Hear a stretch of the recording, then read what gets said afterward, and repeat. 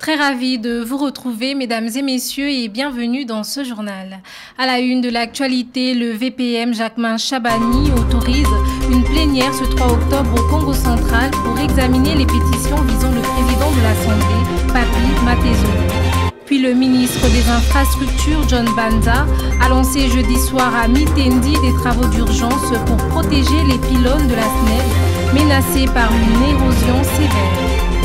Et en football, la 47e Assemblée générale de la CAF se tiendra le 6 octobre à Kinshasa. Les légendes sont annoncées dans la capitale congolaise. Mesdames et messieurs, bonsoir. Le vice-premier ministre, ministre de l'Intérieur, Jacquemain Chabani, a autorisé la tenue d'une plénière ce vendredi 3 octobre 2025 à l'Assemblée provinciale du Congo central. Le directeur de l'administration de l'organe délibérant va mettre en place le bureau d'âge. Celui-ci aura pour mission de traiter les pétitions et d'organiser les votes de destitution ou non, notamment du président Papi Matezolo. Suivez. Des pétitions ont été initiées contre certains membres du bureau de l'Assemblée provinciale du Congo central, alimentant un climat d'instabilité institutionnelle dans la province. Le VPM Jacquemain Chabani a convoqué jeudi dernier un télégramme officiel aux élus du Congo central. Dans ce message, le patron de l'Intérieur invite les membres du bureau de l'Assemblée provinciale ainsi que les députés pétitionnaires à rejoindre Kinshasa dans l'urgence pour des consultations. Les députés pétitionnaires sont arrivés ce vendredi à 12h49 à l'aéroport de Ndolo et regagnent Matadi par avion pour la plénière. Cette convocation n'a pas encore été dévoilée. Plusieurs sources politiques estiment qu'elle pourrait être liée aux tensions internes qui agitent actuellement l'Assemblée provinciale du Congo central. En convoquant les députés à Kinshasa, le VPM Chabani entend visiblement recadrer la situation et favoriser un cadre de dialogue afin d'éviter une escalade politique préjudiciable à la gouvernance provinciale. Il reste à savoir si cette démarche apaisera les rivalités qui traversent l'organe délibérant du Congo central ou si elle ouvrira la voie à de nouveaux rapports de force. S'agissant toujours de cette information, sachez que face à ce climat tendu, à l'Assemblée provinciale du Congo central, le vice-premier ministre, ministre de l'Intérieur, est intervenu ce vendredi 3 octobre 2025 pour désamorcer la crise imminente. Convoqués d'urgence à Kinshasa, les députés nationaux divisés autour de la pétition visant le président, le vice-président et le rapporteur de leur organe ont été reçus séparément. Après avoir écouté le deux camps, Jacquemain Chabani a rappelé l'importance de respecter les lois et les règlements intérieurs pour préserver la stabilité des institutions et éviter une confrontation violente. Cette médiation, qui s'inscrit dans le cadre des mécanismes de résolution des crises instaurés par un atelier à Kinshasa le mois précédent, a permis de retrouver un terrain d'entente garantissant le bon fonctionnement des institutions provinciales du Congo central. Sous l'impulsion du président de la République et au nom du gouvernement, le vice-premier ministre, ministre de l'Intérieur, Sécurité, Décentralisation et Affaires coutumières, Jacquemain Chabani, a procédé le jeudi 2 octobre à Kinshasa à la remise officielle d'un nouveau lot de 96 Jeep Toyota Land Cruiser 4x4 à la police nationale congolaise. Suivez. Sur ce lot de 96 Jeeps, 70 véhicules ont été attribués à la police nationale congolaise, 12 autres aux administrateurs de territoire, ainsi qu'aux commissariats provinciaux des provinces de la Lomami et du Sankuru. Les 14 jeeps restantes ont été repartis entre l'ANER, la DGM, la CPF, la CNC-ALPC ainsi que le MGS. Cette dotation vise à améliorer la mobilité et l'efficacité des services placés sous la tutelle du ministère de l'Intérieur, ainsi que des responsables territoriaux, afin de renforcer leur présence sur le terrain et leur proximité avec la population. À titre symbolique, le VPM Chabani a également remis au commissaire général de la police un lot d'armes non létales anti-émeutes, en appelant à leur usage responsable, exemplaire et respectueux des droits humains. La protection de nos populations. Il faut le gérer en bon père de famille, en faire une bonne utilisation, veiller à ce que tous nos services soient dotés parce que je sais que les besoins sont énormes. Il y a d'autres lots qui arriveront au fur et à mesure. Il faut que chacun soit servi. Il convient de souligner que cette initiative, appelée à se poursuivre avec l'arrivée de nouveaux lots, s'inscrit dans le cadre d'un vaste programme de modernisation visant à doter les services de sécurité, les provinces et les entités territoriales de moyens logistiques adaptés. Puis Antonio Guterres, secrétaire général des Nations Unies, lance un signal d'alarme concernant la situation en République démocratique du Congo, surtout à l'est du pays. Dans un communiqué publié le jeudi 2 octobre 2025, Guterres affirme que le statu quo n'est plus tenable et demande de mesures urgentes pour éviter que la situation ne se détériore encore plus. Suivez. Le secrétaire général de l'Organisation des Nations Unies, ONU, Antonio Guterres, tire une sonnette d'alarme.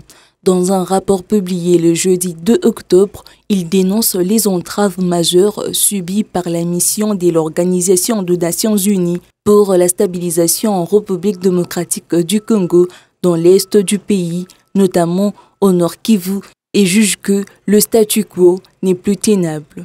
Il appelle à des mesures urgentes. La mission onusienne est privée des libertés de mouvement, notamment à Goma, et souffre d'un blocus logistique, pénurie de carburant, rationnement alimentaire et interruption des approvisionnements en eau et électricité. Les entreprises publiques ayant cessé de fournir la MONUSCO dans les zones contrôlées par l'AFC M23, elle est contrainte d'utiliser des générateurs pour survivre. Les conséquences sont notamment les réductions des personnels et d'opérations alors que la situation s'aggrave depuis juillet. En dépit de tout, la MONUSCO continue ses négociations pour renforcer ses effectifs et poursuivre sa mission. Autre chose, le Sénat a franchi une étape importante dans la lutte contre les violences et discriminations faites aux femmes. Le jeudi 2 octobre, la Chambre haute du Parlement a déclaré recevable une proposition de loi consacrée à la protection des femmes, un texte initié par le deuxième vice-président du Sénat, Modeste Bahati Lukwebo, Esther Ntsudila.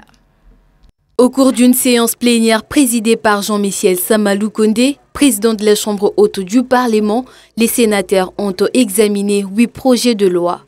Parmi eux, celui qui retient particulièrement l'attention concerne la protection des femmes contre les violences et discriminations liées au genre. Déposée en octobre 2024, la proposition de loi entend renforcer le droit de femmes, aussi bien dans la sphère familiale que professionnelle, et met un accent particulier sur la lutte contre les harcèlements sexuels. Après des échanges jugés riches et constructifs, la plénière a déclaré le texte recevable et l'a renvoyé à la commission mixte socio-culturelle, genre, famille et enfants pour un examen approfondi. D'autres dossiers ont également été évoqués, notamment la prorogation de l'état de siège dans l'est du pays ou encore de projets relatifs à l'ordre du léopard et au contrôle des établissements de crédit, tous renvoyés aux commissions compétentes pour études. Par ailleurs, le Sénat a procédé à la validation de pouvoirs de suppléants de 3 sénateurs récemment entrés au gouvernement, ainsi que du suppléant du défunt sénateur Adonis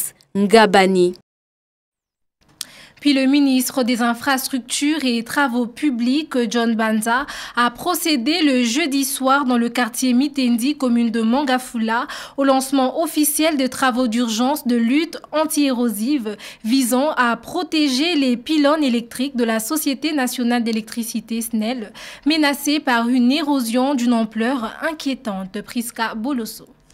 Aux côtés de son collègue des ressources hydrauliques et électricité, Aimé Molendo Sakombi, ainsi que du directeur général de la Société nationale d'électricité, Teddy Luamba, le ministre a donné les coups d'envoi de ces chantiers jugés cruciaux, en particulier pour la sécurisation du pylône P8 qui relie le poste de Mitendi à la ligne haute tension Inga-Kinshasa. Les travaux sont prévus pour durer 6 mois. Face à l'urgence, John Banza a alerté sur les conséquences d'un éventuel effrontement.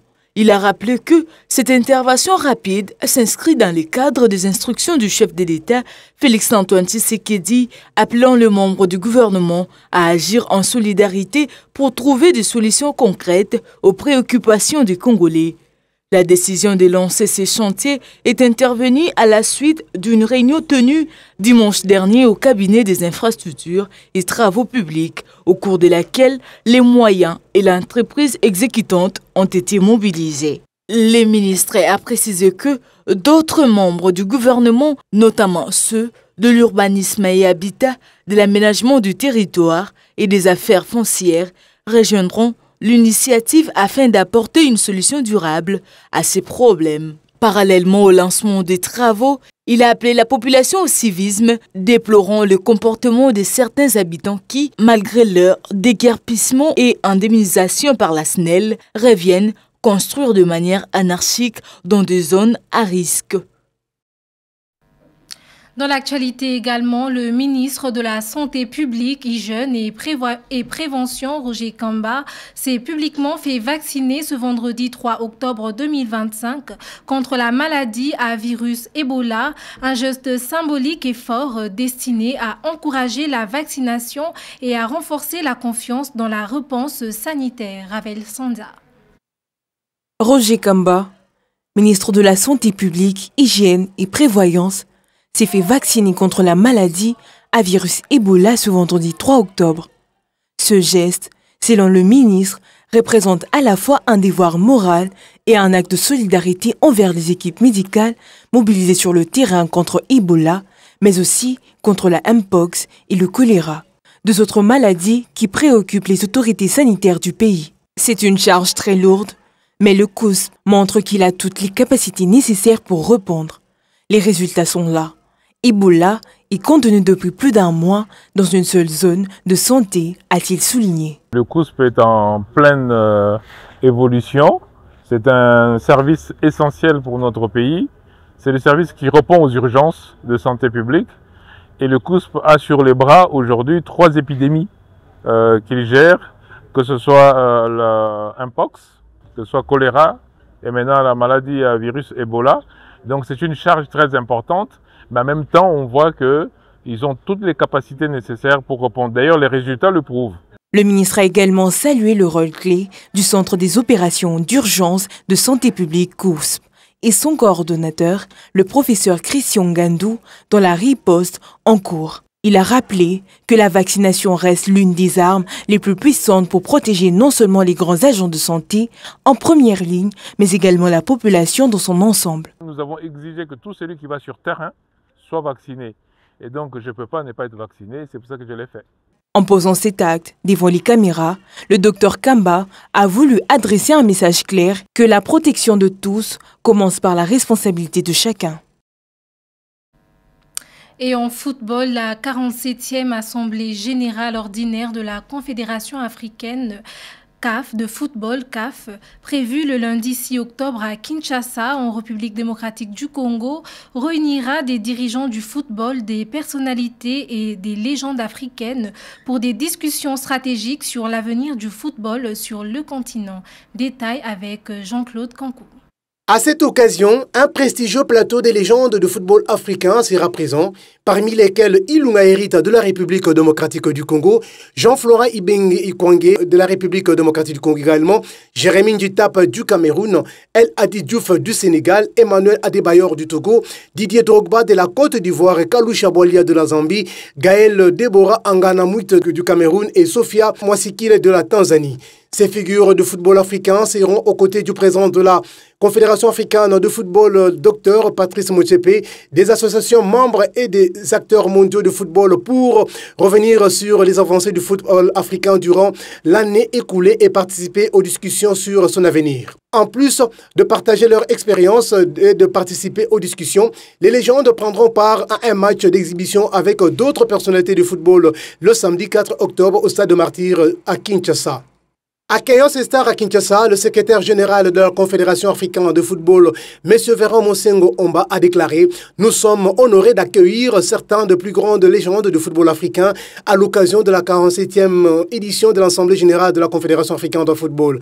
Leurs contributions sur les terrains comme en dehors sont inestimables. Leur présence illustre l'engagement de la CAF à célébrer notre histoire tout en travaillant avec ceux qui l'ont construite. Enfin, que le football africain continue de prospérer et d'inspirer les générations futures. Avec la présence de telles personnalités, la 47e édition de l'Assemblée générale de la CAF mettra en lumière non seulement le riche patrimoine du football africain, mais aussi sa vision ambitieuse pour l'avenir. C'est la fin de ce journal. Si vous nous avez rejoints en retard, voici les principaux titres. Le VPM Jacquemain Chabani autorise une plénière ce vendredi 3 octobre au Congo central pour examiner les pétitions visant le président de l'Assemblée, Papi Matezo. Puis le ministre des Infrastructures, John Banza, a lancé jeudi soir à Mitendi des travaux d'urgence pour protéger les pylônes de la SNEL menacés par une érosion sévère. Et en football, la 47e Assemblée générale de la CAF se tiendra le 6 octobre à Kinshasa. Les légendes sont annoncées dans la capitale congolaise. Mesdames et messieurs, ce journal est complètement terminé. Bonne suite de programmes sur Terre Jaune Télévision.